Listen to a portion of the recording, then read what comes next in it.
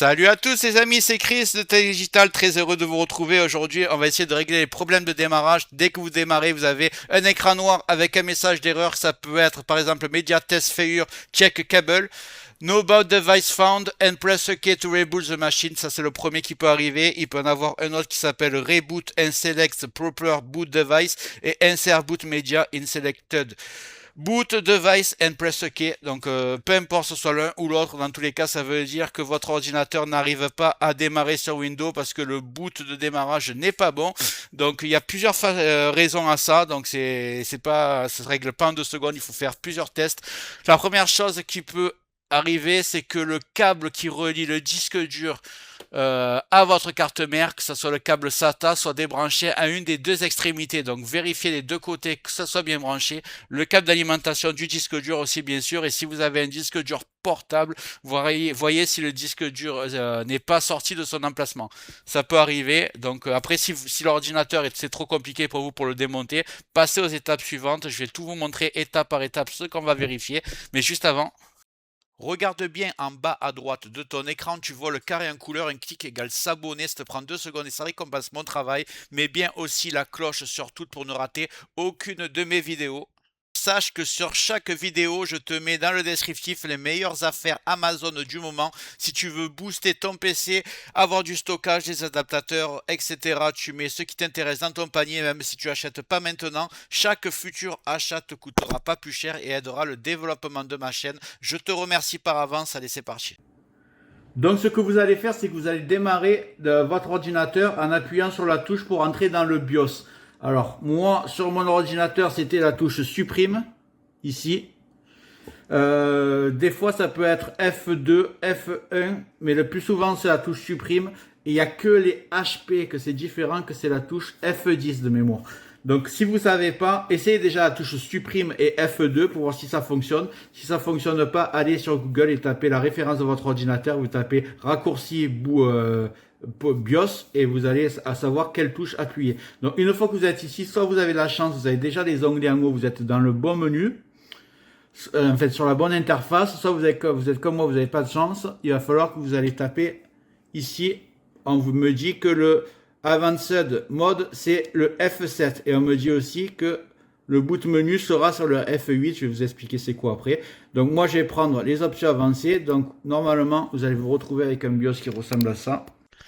Juste avant de continuer ce tuto, je tiens à remercier les abonnés de ma chaîne qui sont aussi des membres, vous les voyez à l'écran. Bientôt je vais faire des vidéos supplémentaires qui sont réservées exclusivement aux membres. Si tu veux en faire partie, tu vas en dessous de la vidéo, tu cliques sur le bouton rejoindre, tu le vois. Ça coûte que quelques euros, ça aide le développement de ma chaîne. Je ne manquerai pas de te remercier. Allez, c'est parti, on continue ce tuto. Et vous avez des onglets en haut. Donc ici, vous avez Exit, Tool, Boot Menu. Donc moi, ce qui va m'intéresser, c'est l'onglet Boot, ça veut dire démarrage. On peut voir que ici, vous avez des options de démarrage. Démarrer sur la clé USB, sur un lecteur CD, sur le disque dur 1, disque dur 2. Ce qu'il faut savoir, en fait, c'est que c'est le plus important. C'est que Windows peut être installé sur une partition UEFI ou une partition Legacy.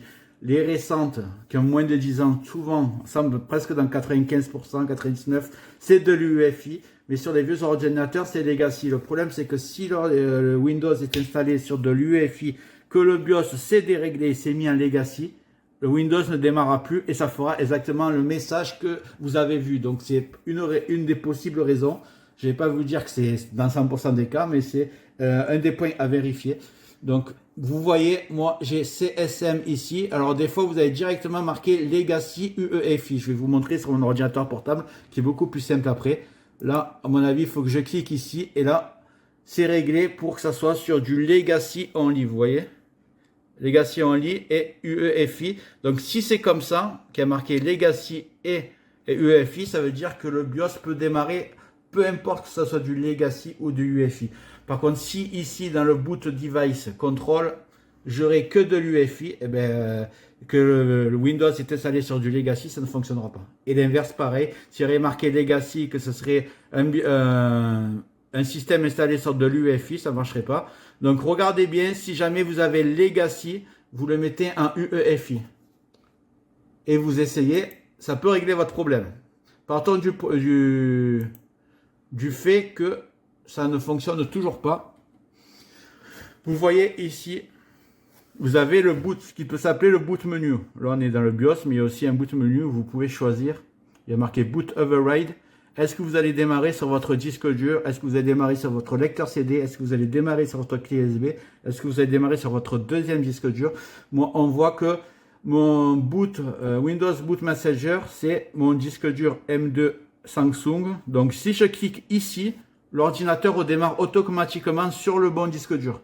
Donc, si jamais vous le faites, vous faites le premier test comme ça, vous choisissez votre disque dur. Alors, il peut être dans l'onglet Boot à Boot Override, mais des fois, il est sur le menu Exit. Ici, vous avez le Boot Override, il est ici. Donc, vous voyez où vous le trouvez. Vous démarrez sur votre bon disque dur. Et si ça ne fonctionne toujours pas, que vous avez essayé le CSM en UEFI et en Legacy, vous avez fait tout ce qui était possible de faire pour réparer votre Windows. Je vais vous montrer. Donc ici, je reviens sur l'onglet Boot. Ici, dès que je clique sur Boot Override, que je choisis mon disque dur, l'ordinateur redémarre et va redémarrer sur Windows. C'est aussi simple que ça.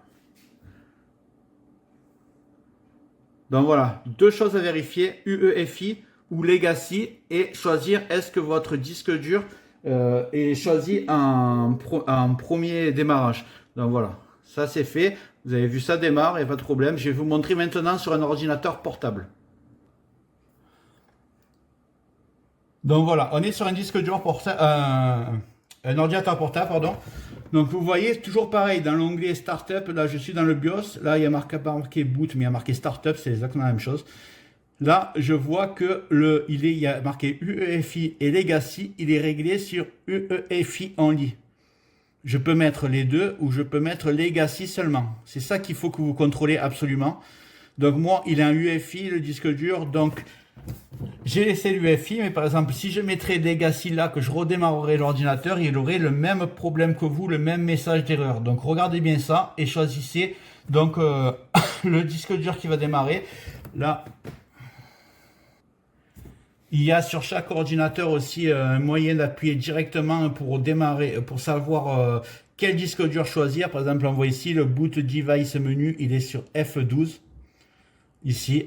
Alors que sur l'ordinateur gamer que je vous ai montré tout à l'heure, il est sur F8. Donc souvent c'est F8 ou F12. Donc vous pourrez aussi tester ça. Voilà, après vous avez tout testé. On se retrouve sur mon PC. On se retrouve sur mon ordinateur. Donc voilà, pour résumer, vous avez trois choses à tester. Déjà, regardez est-ce que le disque dur a été déconnecté, soit du câble, soit de son emplacement. Si vous avez un ordinateur portable, une fois que c'est fait, vous rentrez dans le BIOS et vous regardez est-ce que le PC est en démarrage Legacy ou en démarrage UEFI. Si vous avez soit l'un soit l'autre, essayez de regarder est-ce qu'il n'a pas été déréglé, est-ce qu'il n'était pas en Legacy au départ ou est-ce qu'il n'était pas en UEFI au départ. Si vous ne savez pas, c'est juste en testant. Si vous voyez que ça redémarre pas, eh ben vous remettez comme il était avant. C'est-à-dire que si vous l'avez mis en Legacy que ça démarre toujours pas, vous le remettez en UEFI comme il était avant qu'on fasse la manipulation. Comme ça, vous êtes sûr de rien avoir déréglé.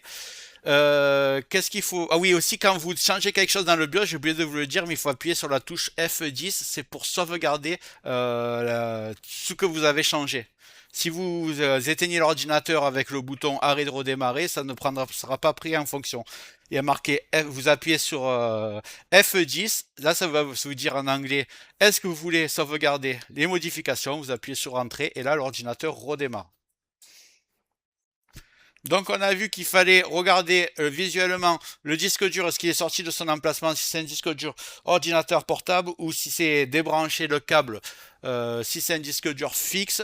Après on a vu que, regardez, si c'est de l'UEFI, votre PC, il faut le mettre absolument en UEFI dans le boot de démarrage du BIOS. Si c'est de Legacy, il faut laisser un Legacy.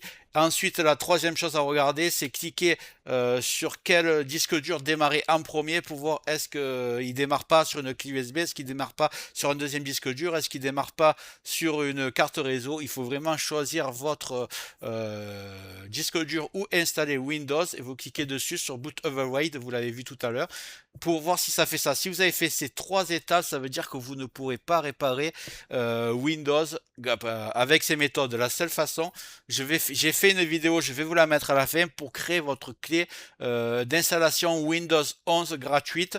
Donc vous allez la mettre dans l'ordinateur et vous allez faire une nouvelle installation de Windows.